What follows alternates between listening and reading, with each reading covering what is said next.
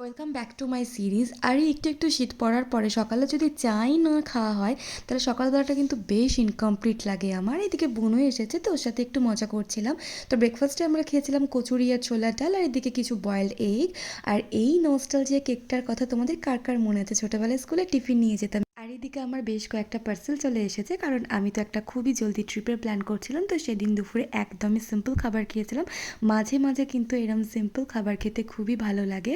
আর এদিকে সন্ধ্যাবেলায় খেয়েছিলাম একটা বেগনি। এটাকে বেগনি বলে না বেগুনি বলে গো? সন্ধ্যাবেলায় বেরোনোর পর হঠাৎ করে এত ঝড় বৃষ্টি শুরু হয়ে গেল যে আমরা একটা পেট্রোল পাম্পের নিচে দাঁড়িয়েছিলাম। তো দেন বৃষ্টি কমার পর সবাই বেরিয়েছিলাম আবার।